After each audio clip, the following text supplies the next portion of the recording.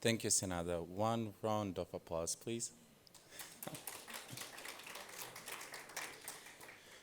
I would say that we have reached the final panel discussion of today's ABSL Bosnia and Herzegovina conference entitled Transforming Tomorrow, and I hope that so far the slogan has proved its concept, that you'll leave the conference hall inspired to transform the tomorrow in your businesses, work environments with talents, and of course tackle on business development. Coming back to business development, we have the final discussion moderated by our president, Mr. Adnan Behmen, who I'm inviting on stage.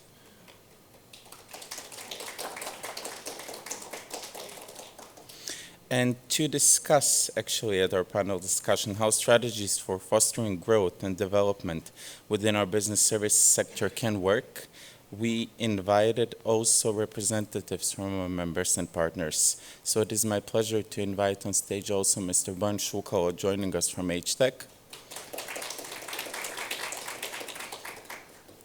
Joining us from PwC is Lana Arnautović. Joining us from our partner company Telemach is Ms. Hajdi Mostić. Today's last panel discussion is being brought to you by our conference partner Tershouse. So joining us on stage and sharing perspectives is also Mr. Nermin Šehić from Tershouse. And I think we can promise that each of our panelists today will offer a unique perspective on driving business growth and innovation, all from their respective perspectives. So enjoy your discussion. Okay, I hope you can hear me well. So this is our last, but not the least, panel. Actually, if you remember, our most important topic of this year is the business development. So we will be talking here about how various companies develop the business, how they overcome the challenges for the growth, and what kind of activities can be done, what are the tips and tricks of the experts to get this done right. So I would like to start with Bojan and ask you this. How does your current best sales team and your practices and your processes look like? And what did you learn over time to make them better? Well, it's a tough question because things are not as easy as they were like a year ago, and we are trying hard to adapt. So I would say the main focus has been changed from the services part, from the delivery part, to what we actually do in the business development department. And HTEC is also investing heavily in this part of the business in terms of our presence also in our main markets. Also, I would say the way of working has been changing in terms of, we are becoming more and more, as I say, Excel sheet-oriented company. Maybe sometimes it's a bad thing, but here it's more, focused. It allows us for better planning. There is much more forecasting, and I don't know if we are that much into detail here in this let's say form of the discussion, but I would just say it allows us, if we go through all of these opportunities, all the new leads, it allows us actually to make better predictions what's going to happen capacity-wise, and also to optimize better in terms of resources. Okay, so you have created your processes for goal setting, yeah, and forecasting how much you can sell based on the number, yes, of leads, yes, and investments you are doing. Exactly. So there, I said tough because there is also like when you do some new stuff, there's also these inherent questions: are we doing it properly? And there is a lot of. We have our new CRO, Mr. Nathan Ellsbury, and for instance, I do not agree on some of these stuff that I see him doing, and his approach is a more of a what I say treadmill approach. A lot of new people, and after a while you just bring some new people, you drop some, and from what I've learned for the past year and also for the past previous 5 that I'm in HTEC, that I'm with HTEC and part of HTEC, is like I think we should aim more of a skills-based salesman. And for instance, I've seen some good results there because you have better sort of conversations going on with your potential client. You come to the problem, if you put yourself in the client's shoes, there's always some problem to solve, you know. And more and more it becomes obvious to me that the strategy should be as faster as you can come to this kind of problem, the better. I can say I'm also learning in this process. This is also for me the first time that I'm having these kind of problems and this kind of, let's say, exposure. So for me personally it's tough, but it's also good thing. Okay. Maybe last question on your organization. How many salespeople do you have per 100 employees? Well, maybe it's hard to do the calculations right now. HTEC is now maybe 2,500 people. I think we're now about, let's say, 20 people in sales, something like that. 20 to 2,500? Yeah, to 2,500, yeah. Okay, yeah. Cool, thanks. Lana, one question for you. Looking also from the financial point of view, when does the sales process start? How does it get involved in financial planning that Bojan was talking about? So thank you. I think when you look at the 5 of us sitting here, everybody is going to give you a different answer when the sales process begins. So somebody will say when the product is delivered or developed, you will check if there's a market for the product, right? Somebody will say with sales forecasting, like Bojan mentioned, it's very important. And somebody will say with the first pitch, right? But what all of these have in common and what needs to happen before every one of these is actually some sort of financial analysis, right? So when you see the first example I've mentioned, before you take the product to a further stage and examine if the product is viable, you check if there's a demand for it, right? And if you're checking if there's a demand, that's already a field of finance. So maybe the guys working in marketing would say, okay, there's marketing involved. Yes, there is. Marketing helps with the collection of data. But basically, you're doing some sort of modeling. And then you also need to know what the price of the product is going to be able to sell it. So correct me if I'm wrong, Bojan, but if it's too expensive, nobody's going to buy it. That's the logic everywhere. So you do this financial analysis. If you need to go and have a very serious sales process, very structured sales process, and a functioning company, then you need to forecast your sales. And forecasting sales is a serious job. It's not guesswork. We sometimes see it with domestic owners, that there's a lot of guesswork, and then there's some disappointment following the process. But it really shouldn't be. If a company exists for a significant amount of time, for instance, like Telemach, they're probably going to have a very extensive process where they analyze their numbers from previous years and make some adjustments based on those numbers, what they can do better, what they learned in the period and whatnot. But if it's a startup and it's just coming about some strategy, then they're going to do a lot of market research. So it's going to differentiate, but it's always going to be some analysis. And I'm going to make a bold claim for the third one as well. I said the third one is the sales pitch. Sometimes people say it starts with a sales pitch. Even for the sales pitch, you need to be prepared because we're in business of making business, and this is the business of making money, right?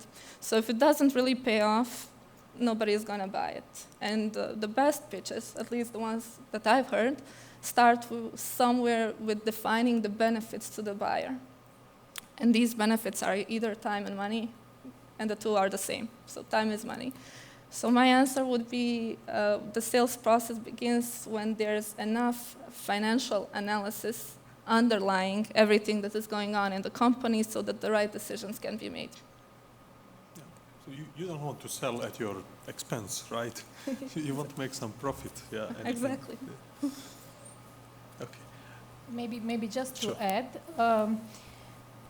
as we mentioned in a mature and kind of well-developed corporation, in sales department, actually my background is private equity investment, and then I moved into corporate finance, and to my surprise, I was asked to take over all sales and customer services, And I said, I mean, are you really sure? I mean, okay, I did my M&As and, I was buying and selling companies. Yeah, it's sales, but retail is another beast. And they said, well, just developing processes, but also analytical stuff is key. And first thing I did, I set up a sales development team, meaning my analytic guys, programmers.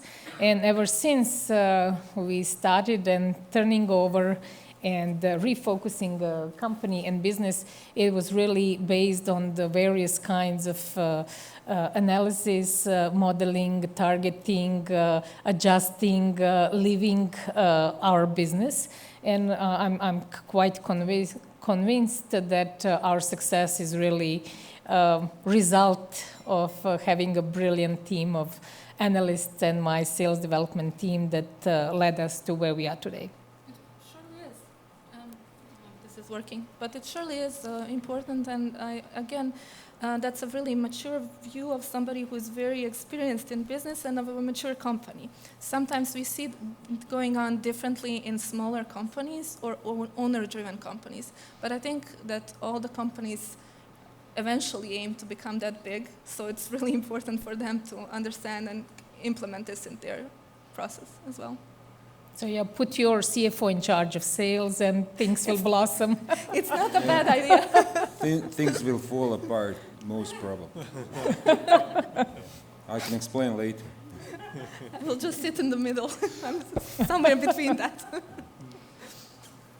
Yes, and Hajdi, so looking at the Telemach, so Telemach obviously is well advanced. How do you, what are the biggest challenges in growing the sales and enlarging your pie of a market when you become a mature company? Yeah, it's quite different. Actually, we are not as large and a big business as one may perceive, as we don't have a mobile, and 50% of telecom sector turnover is in mobile business. However, and we are a relatively young company. We've been in the market for the last 13 years. We're in 13 years now. But it feels like eternity as we ran really fast and worked really hard to get where we are as positioning ourselves as a technology leader. Of course, in the first 5 years of acquisition process, when we acquired 15 small, kind of almost family-owned businesses and merged them into corporation and, building infrastructure, those were like glorious days where people were standing in line, wanting your service, wanting something good quality. You didn't have to sell. They were coming to you and, begging to sell. So, but over the last 5 years, as we've been claiming our position in the market and the footprint where we are present, we really had to refocus our attention on really the key to success, I would say, and it is really defined as a customer experience and excellence, because if you are in a highly competitive market, retail business and retail service business, the way to differentiate, if you even have companies that have high quality, top technology, top performing services, the differentiating factor will be really that customer experience and the excellence that you strive for. So for almost 5 years ago, we really set up as our strategic goal to really focus on excellence and to put every individual customer in the center of the whole company, whether it's finance, sales, operations. That was our strategic goal, and we put very concrete targets for us to achieve. And it started with the training processes. We did work with all employees across different sectors, from lawyers, to delivery guys, where what it means to really focus on excellence and what it means to focus on individual customer. And then after all the trainings and realigning our strategies and goals, we set up clear targets. We put the world standard KPIs on every aspect of doing business. And we were really committed with our top to middle and ground management team really to achieve those and work in sync. So not only that we set up these KPIs, we really measured them and really followed our performance and development. So throughout this process of thinking, how to achieve this excellence and customer experience and getting a feedback for customers and setting up our MPS as a reaching 50 goals, which is for our industry and our sector, that it's an average 32 to 35, was quite a high goal. I must say proudly that all that effort really paid off. Not only that hard work of all our employees and all our systems resulted in these numbers. Behind these numbers are really these young Bosnian Herzegovinians that trying to develop and work on the world-class standard services. And hopefully some of you, and hopefully most of you are our customers, have been noticing the changes and improvement in the way we interact with you, in the way how fast we solve problems within our conversation on inbound contact center, what I would proudly say is one of the best contact centers in the whole region. We get a lot of attention by other corporations trying to get our best practices. Within 3 minutes, we solve 59% of even technical problems where people don't have to go on the field. And if you have technical problem on the field, 90% of them are solved in the 24 hours. Those are really numbers, but behind numbers are really committed teams that work on this. So I think really key to success and retaining your customer base and retaining happy, loyal customer base that doesn't cancel contracts, and even in the turbulent times where you are hit by various kinds of problems that affect your service, these customers will stay with you because you will find the solution and find the compromises. So I think that excellence is the name of the game and our second name. Okay, thank you. So you use Net Promoter Score, NPS you mentioned. Yes, we launched it 5 years ago, and we started with our first call was 7. It was kind of depressing, how are we going to reach 50? And, like 32 sounded quite tough. After a year, maybe after 14 months, we were at 32. And we stayed for a year on plateau on 32. Then I was asked to take over our customer experience team. And guess what? I have to put my financial hat on. I developed a set of different kind of reports where NPS score and performance was set down on every, it is tracked on every individual employee, but we created the reports and daily scorecards of every employee and its team leader to see which employees are struggling, which employees are maybe not giving the best performance. And we started focusing on bottlenecks, let's say, who is having maybe naturally a difficult with maybe dealing with elderly people, maybe with a PhD engineer who thinks he knows why his internet is not working properly, and dealing with the whole concept when customer thinks he's right, he's always right, even though my engineers would say, oh, it's his problem, everything is perfect. I was like, trust me, nothing is perfect until he believes what we are saying and implement it. So really, having a reports and focusing our efforts on every individual employee is really what made a difference. And within the 6 months, we jumped from 32 to around 50, and we are around 50 now. Goal is for this year to reach 54. Higher you put the plateau, really it's not easy to move level further up, but the journey really started with setting in first goal, which looked like far and a goal that cannot be reached. So for our audience, just to be clear, Net Promoter Score, which question do you ask your customer? But basically, it boils down to, would you recommend this business, this company and this business to somebody else? And then we still have like around 20% marked it wrongly because we call the ones that is that. But if you put a 9, meaning you will really highly recommend that company and that business to your colleague, your neighbor, or somebody else. So you ask your customers whether they would recommend your company.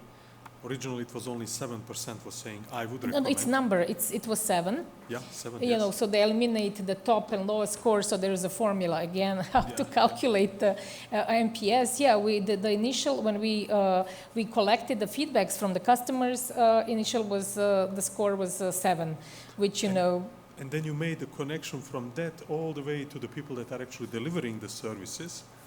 And those people start to realize what is their impact on the satisfaction. So yes, I mean, it's the toughest was like how to get this engineer that connects, your modem to your TV and stuff for them to think, the socks need to be clean, when you enter a space of a customer, you need to, think you are presenting and, representing a company and, we need to have needs. But through the set of different kind of incentives, the great teams that really do miracles, are setting standards for other employees. Like in early days, my colleagues would call me and, complain, oh, this guy came in, all the cables were hanging and stuff, and I would have to intervene like 5 years ago, quite a lot. Now these friends of mine call me to say, I mean, this is superb, I have nothing. It took 5 minutes, things are done. Like, I don't think I always call you when I need something or I complain. I just want to say they're doing a great job, and it really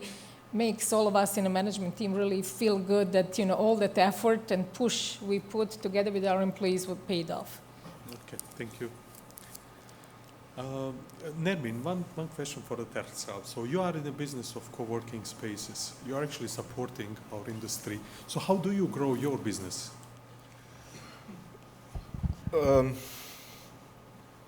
Through various ways, I would say.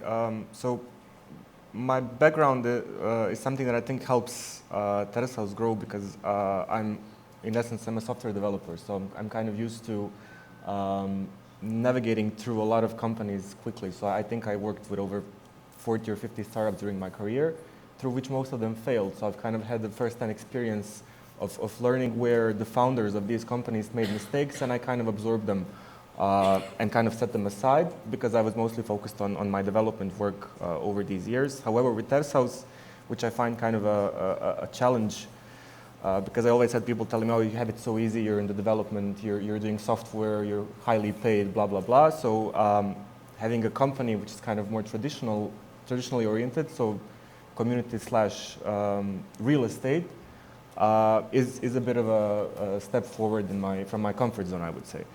So in terms of growth, using these things that I learned from working as a software developer, it's basically having clear goals, iterating fast, and not being afraid to admit a mistake. I would say those are the 3 most important things.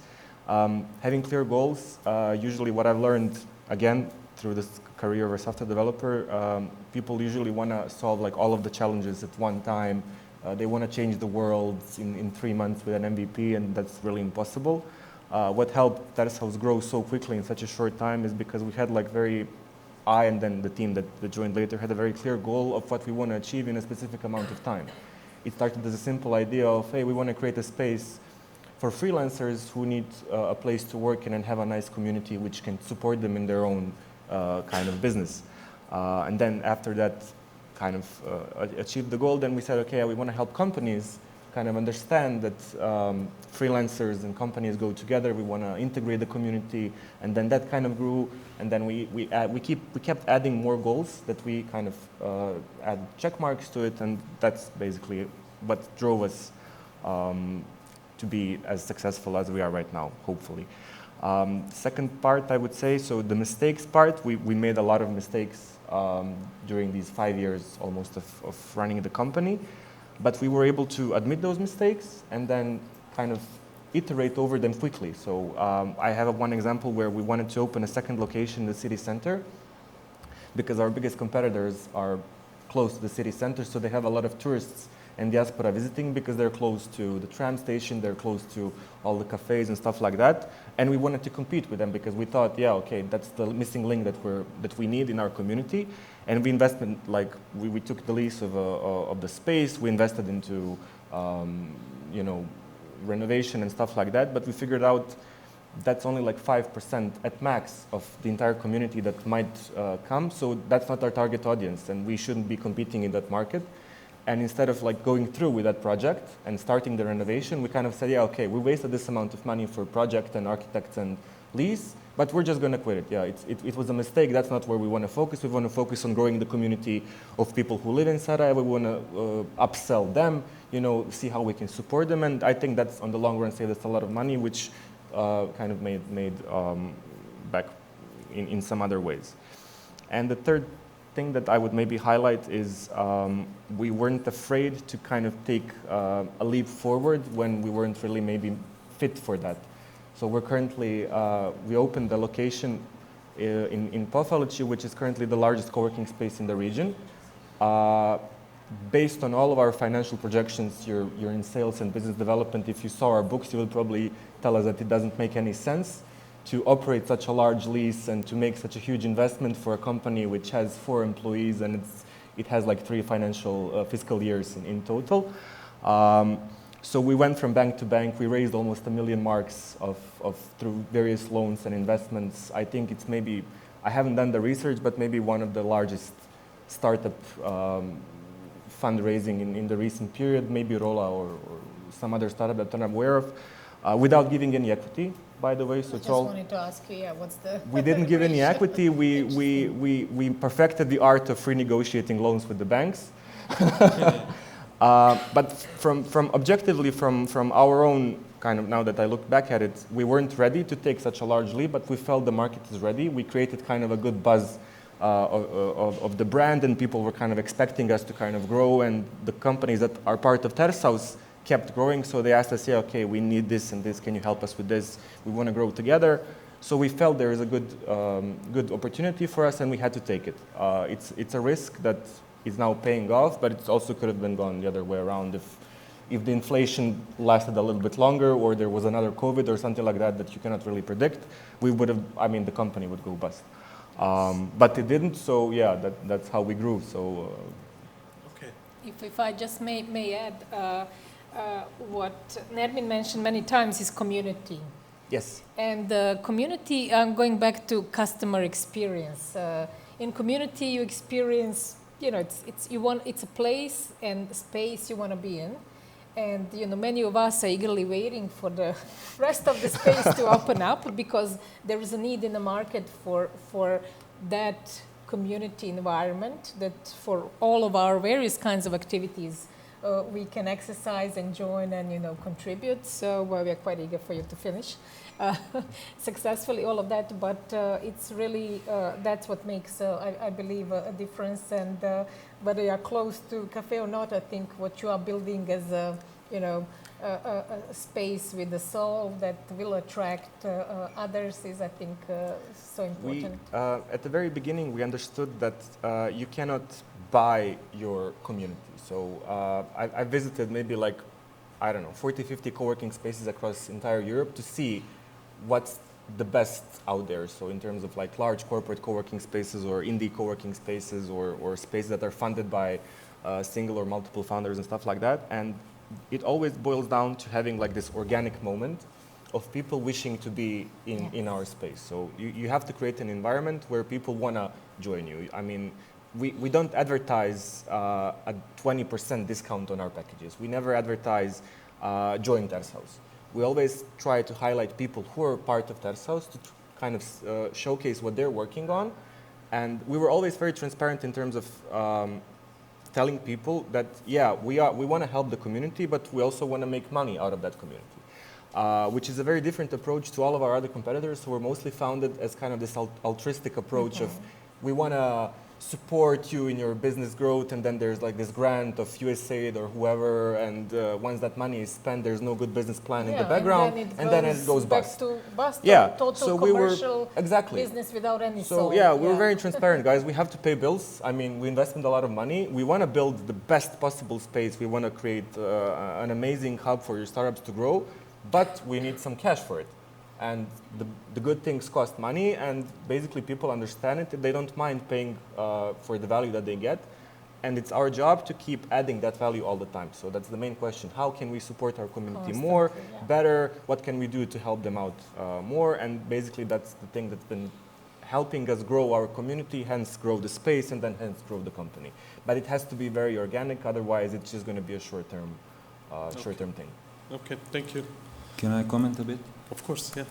Because, you know, maybe a couple of things. When I started in the HTEC's office in Banja Luka, I was also starting in a co-working space, so I'm well aware of the, let's say, creative atmosphere. And I would always advise people, especially young people, to try it out, you know, because you're going to meet, you know, there's a plethora of different kind of people, different kind of engagements, even lifestyles. So in any case, that's especially for a young entrepreneur, that's a good life experience, you know. On the other hand, somehow I think having this type of audience here, and I reckon there is a lot of you know, entrepreneurish people here, or at least I hope it is. We were talking about, you know, lots of like KPIs, analysis, and all of that. And I can just say, like when we were doubling in a size each year, and maybe even, you know, that was exponential growth we had. Nobody analyzed anything. So don't be scared about these things. I'm just saying, you know, you have to have grit, and you have to trust yourself. And yes, when the companies are more mature, there is more money involved and there is a lot of risk. So you need to de-risk things. And this is why I'm saying, like, if you put your CFO in charge, everything's a risk. Nothing's like, you know, so never put your CFO in charge. You know. Depends who CFO is. Yeah, yeah. Okay. But I was saying, you know, and you also, there is this difference in approach that you hear very often here. I was just saying, if you're young, if there is not lots of, you know, like things to lose here, just give it all that you have and do whatever it takes. If that means like a lot of different leads, going to the conferences, or I don't know, preaching about your idea or something like that. It's just something that you have to do. And, you know, first thing I've learned in HTEC, like when we're going to talk also about merging and acquiring later on, like we always buy better company than HTEC is. Everything's like analyzed, everything's perfect. My colleagues from Sarajevo will tell you that. It's like each company that we both had better processes than actually HTEC was. Like we were a bunch of people that we were doing it very quickly at the time, because like we had this hawkish approach. We trying to find the money, the right way, right type of deals, and all the rest was like just a noise. And then you don't have processes, and you have all the ways, all sorts of chaos breaks loose, you know. But in the end, you end up on the top of the game, you know, and that's also something to think about here. Courage. Yes. Yeah. Okay, talking about acquisitions. So HTEC did grow some business through acquisitions. So what are the benefits and what are the complexities with acquisitions? Well, so far within my, let's say, career in HTEC, we acquired a couple of companies of different sizes, and it also was like and at that particular time, these companies were even sometimes even the equal in size of HTEC back then. So we're talking about, for instance, Execom, Novi Sad, and later Mistral here in Sarajevo, now Sirmia, and some other smaller companies that you probably haven't heard of. And I would say as a means of business development, it looks easy. You know, you just buy yourself, not having all that many talks, not having all these business developers that usually don't know what are they talking about, but they like think they're sounding smart and all of that. You just lose that, all of a sudden you have the great accounts that this other company has. But with that, you also buy some problems, because this other company has its own culture, its own approaches, its own personal relationship, you know. There is always that, if I may use that sexy moment, because all of a sudden these deals become part of a greater system, and you can offer more services because you have more capabilities. You know, like a company of 2,500 people and a company of, let's say, 30 people, it's not equal in size, it's not equal in the quality of people, talent pool, reach, multiple countries, and all of that. So you can offer a lot more to these, especially if the company on the other side, so the end client is, you know, big company. If it's big, all of a sudden you can offer all that many services, all these good engineers, data engineering, artificial intelligence, you know, and previously couldn't be done within that smaller type of setup. But there is no such thing as free lunch, you know, and there is a lot of worry about how you integrate, how you, let's say, meaningfully take over these kind of deals. And when I say meaningfully, it's not just about the money, it's also about the people, relationship, and, you know, structuring all that new company and all of their problems into something that's like also what I like to say, a jump board for them in order to, you know, make some additional value on top of that. It's easy to buy a company, but what's not easy actually is to find a bigger value that you bring. Why HTEC? Like, I don't feel any better than you guys. It's like we are all people, we are doing different kind of things. And all of a sudden, I think if I buy something, it's like, why is that so that I can buy another company? HTEC. Yeah. So there has to be a lot of thinking about what value are you actually bringing to the equation, you know. So if you ask me, there is a lot of potential there, and especially if the market is fragmented, as nowadays in this ex-Yugoslavia, let's say, space. But there is a lot of these, what I call caveats, so these kind of hidden problems that you uncover along the way, you know. So this is something to have in mind. Yeah, that's certainly. Acquisitions are always a risky endeavor, yeah, so you can gain value, but it looks easier than it is. In my personal experiences in working in a few acquisitions of my company. Okay, one question for you, Lana. We talked about financial analytics and need to do proper financial planning before like a sales process really starts, understand what is the value, understand what kind of cost needs to be compensated, right? Do you find any proper processes that company can copy paste and reapply to, for example, if they don't have a right process in place to kick it off, something like, for example, my company uses sales and operations planning process, something you can open a book and learn from it. Like a step-by-step guide? Yes. Everybody always wants a step-by-step guide, but there's no simple one recipe that works. But after 5 steps. There's no one single recipe for being successful in planning or doing anything else. So we are here sitting representing 4 different companies talking on this panel, and we pretty much all do stuff very differently, but I would say with good results. So you can plan every process successfully with some rules in mind, of course. And the first rule, and again, I am from financial background, so the sales people, especially Bojan, will have to forgive me about this. You have to start it with very lengthy and deep analysis of everything you want to achieve. So you start with the analysis, and then you see how your processes work. We've actually been doing recently quite a few projects of consulting nature of something similar like what you asked me in IT sector, because our IT sector was used to huge growth, and they kind of knew only good times. So exactly what Bojan said, I think 5 minutes ago, you don't plan that much when it's going well.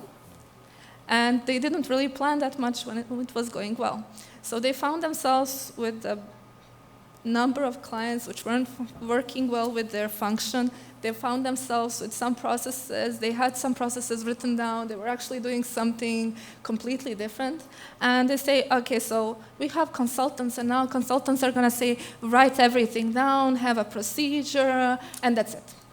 But it doesn't really work like that. You need to go through analysis of processes, find your bottlenecks, find your strengths, find your weaknesses, do financial analysis, see where your issues are, and then assess how to make a new process. In financial terms, for BD process, this means that you would first go into how much time you're spending on BD and what returns you are getting. How much money you are spending on BD, what are your returns? How good are the projects that you're actually bringing in, and how good the clients that you are working with are. So the part that people working in sales and owners don't like is somewhere in the point 3. When you say to them, okay, you've managed to sell a lot, you've really sold, you have revenues, but your revenues are of poor quality, and your revenues are bringing you headaches. You have maybe people going on from your company, moving to another company because of your revenues. And they then become like, what are you talking about? So basically what I'm talking about is returns and margins on individual projects. So if you have a project and you're working on a project and you are spending way more resources than you planned, no matter how you tally your hours or track your time, it's a project that doesn't pay off. You might have a problem with your project manager, you might have a problem in your team, or you might have a client that is just not working for your style. And it's quite completely okay, even from financial perspective, to move on. You just need to be fair. So you bring these numbers up and say, I need a margin, and the projects that are working well for me are projects that have a margin of 40%, I don't know, earnings. And we have projects that are at a margin of 20%, right? So let's see if we can fix these projects and manage them better, manage the expectations better, or if we need to move on from these projects. So that's the operational process, but the financial analysis should be very in-depth. You should be looking at your projects, your competitors' projects, if possible, of course, if possible, and analyzing all of this to make the best decision. But overall, it's inward looking. So what you're really saying is each time you do sales process with the sales team and marketing team and operations team, have somebody from finance to keep things profitable. Well, and to keep people aware of how well they are doing. I would advocate that, but it depends how big a size of your team is. So if it's a big team who can afford an actual analyst, that's great. Yeah. But let's be fair, not everybody can afford an analyst to do just the job of analyzing. So what we try to do when we do consulting projects in mid-sized firms is to try to teach the sales team a new perspective of what kind of sales they want to achieve. So it's about them knowing who they are targeting. So it's like, don't sell to everybody, find your niche, and your niche has to be analyzed financially. So your niche is not just about being cool, oh, I'm targeting startups, I'm targeting this or that. It has to work for you financially. Okay, clear, thanks. And Hajdi, so you said, okay, you introduce the new culture, focus on the user, like customer satisfaction. You bring it all way to the business units, and then you scorecard them so they know how they are impacting satisfaction. But this also requires different talent, the change and different culture. So how you drive that? Yeah, just I'll touch a little bit what we've heard before. Our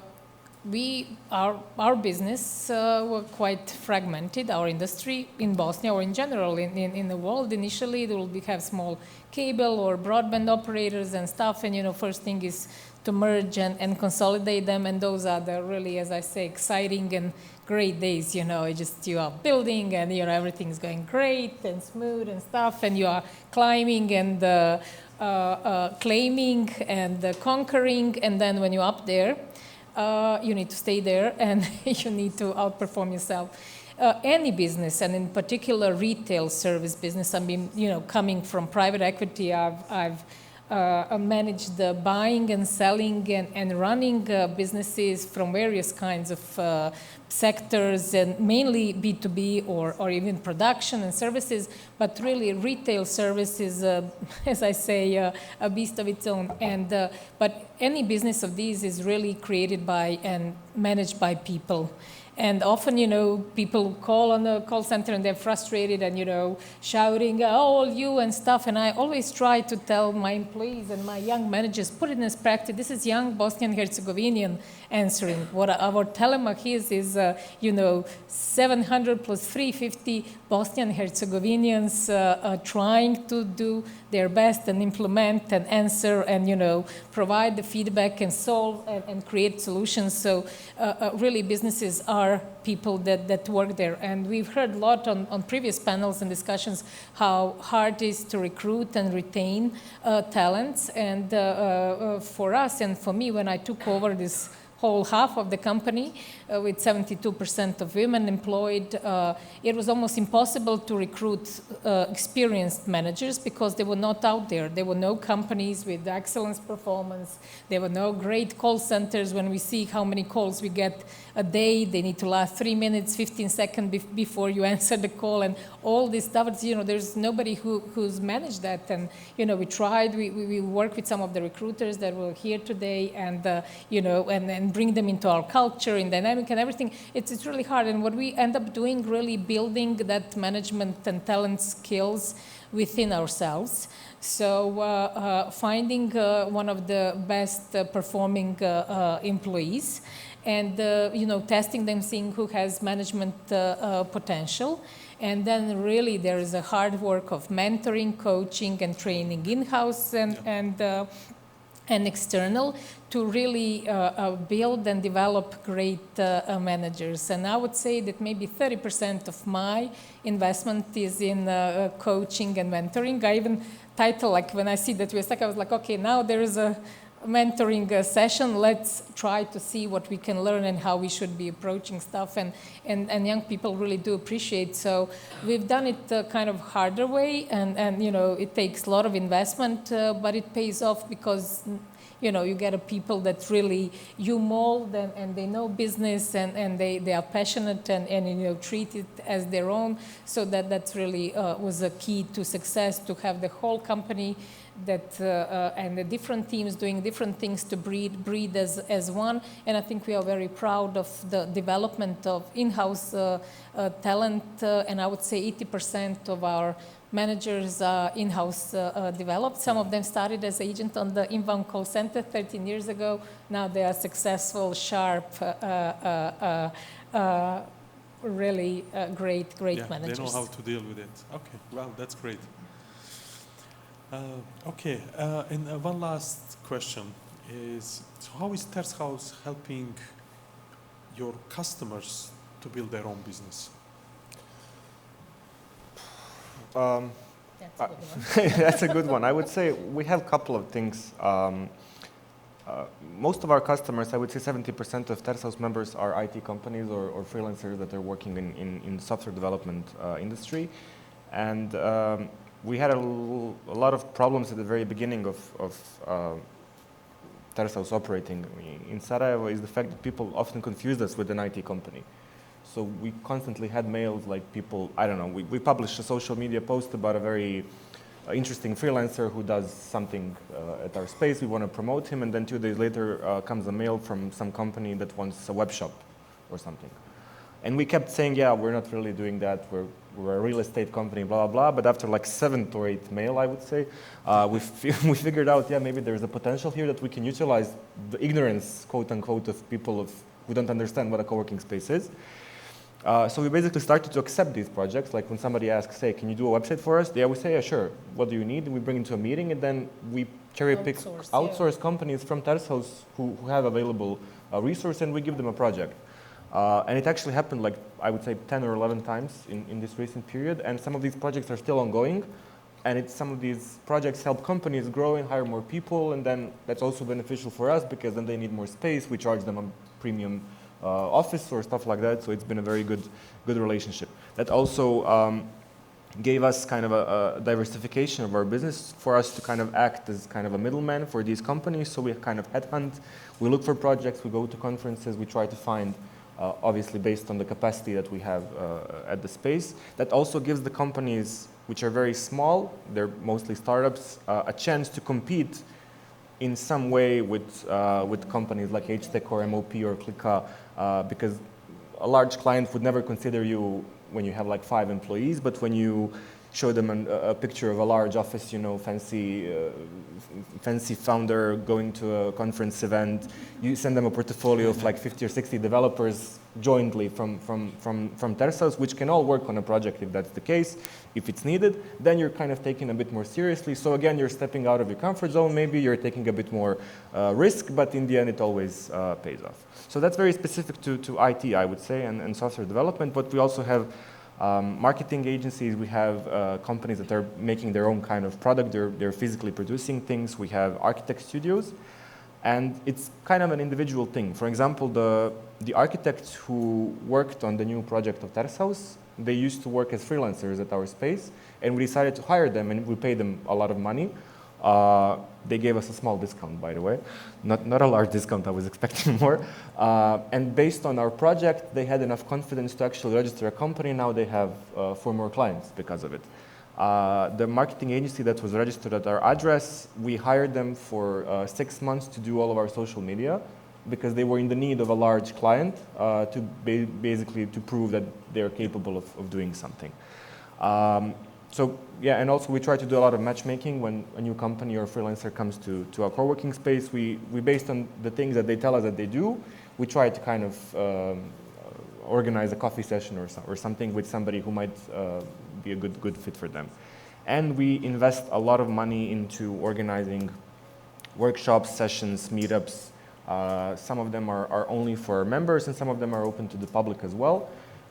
Based on the specific needs in the community at that particular time. So for example, if we see there's a lot of new companies that are kind of struggling to understand the importance of branding or sales, we try to organize a meetup or a workshop where we bring somebody like from companies like yours, where they give these types of talks, or they highlight some important things. Or we recently partnered with USAID with their Diaspora Invest project, where we managed to bring some of very good experts from abroad to help companies scale their businesses. Here, it's free of charge for them.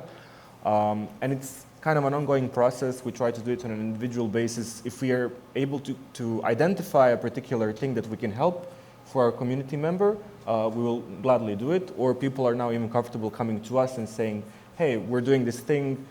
Can you help us out? Or is there somebody in the community? Or do you know somebody? So it's kind of now an organic process that is, I think, a large part of the experience of being a Tershouse member, I would say. And still only 4 employees. For a real estate 4 employees, company, yes. it's Remarkable. pretty impressive. Yeah, Very I'm impressed too, by the way. We talked, but I didn't know you all do all these things. So in a way, you help others grow. Because they grow, you also win because they get you more of your space. Yeah, so we basically, Cool. when I reflect the beginning of Tershouse, we had mostly freelancers that were kind of doing their own thing or side gig on one project. I think, I would say maybe 70%, maybe I'm exaggerating a little bit, they all founded their own companies. They're still members of Tershouse with their companies. They have like 6, 7, 8, 10 employees.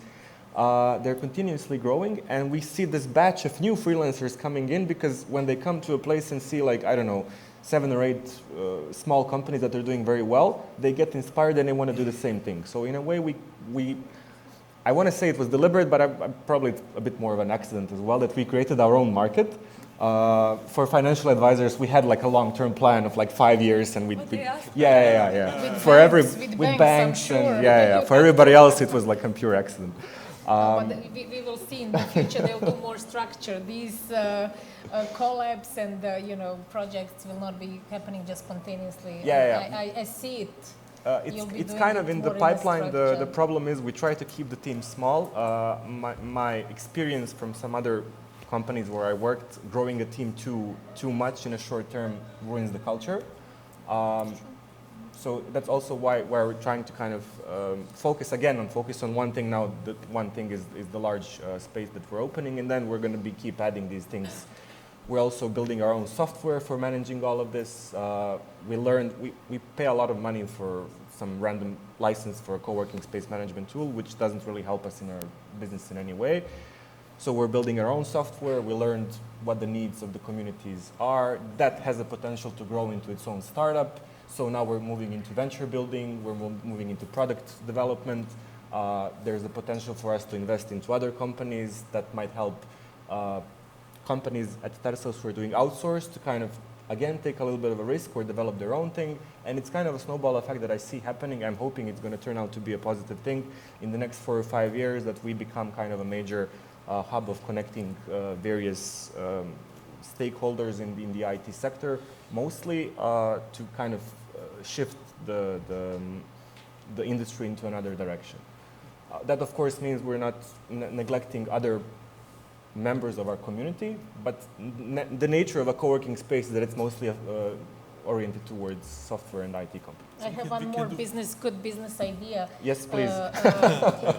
What I've seen in visiting some cities, whatever, it's on business or on pleasure, and we would be placed in hotels that kind of had a co-work space atmosphere. Mm-hmm. There was some fancy hotels, so we would look for a cafe, and we were coming back to our hotel, which was kind of had that whole feel, and even a little kitchen, and that core space always was worth feeling, wow, you feel relaxed, take off shoes and do little stuff, and I think that's needed. I don't think that exists in Sarajevo, kind of a hotel that that will collect the whatever freelancers, visitors, people working on project, young people, professionals, then can have workspace, but also place to stay and stuff.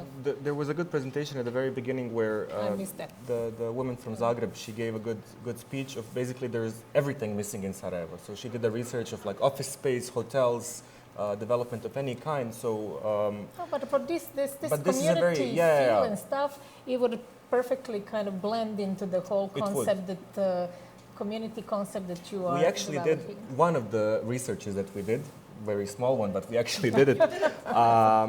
We tried to identify our competitors, and we were naturally focusing on other co-working spaces. However, after the research was done, we kind of learned that our biggest competitors are not co-working spaces, because each co-working space has its kind of own community that is kind of naturally forming.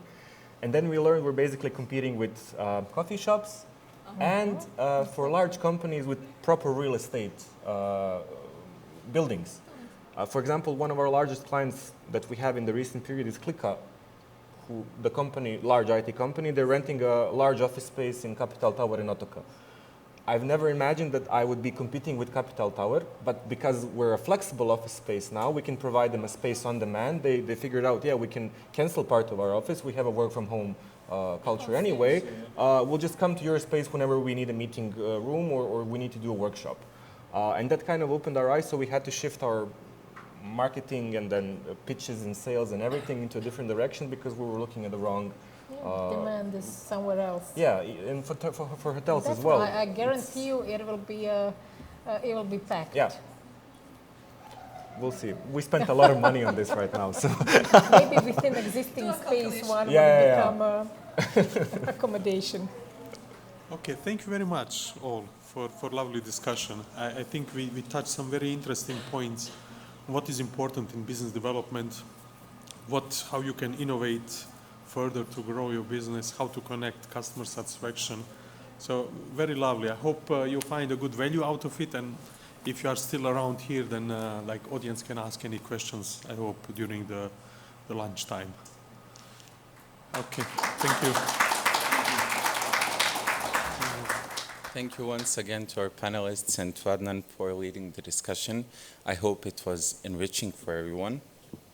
With that being said, I invite you all to actively engage and network, ask questions that you may have missed during the keynotes or panels at our lunch. And in the name of ABSL in Bosnia and Herzegovina, I would like to thank you all, especially our partners, Reconomy, DDC, Tershouse, Transcom for supporting this event, and see you next year, I hope in the same time. So end of May, book your calendars and time. See you next year. Thank you once again.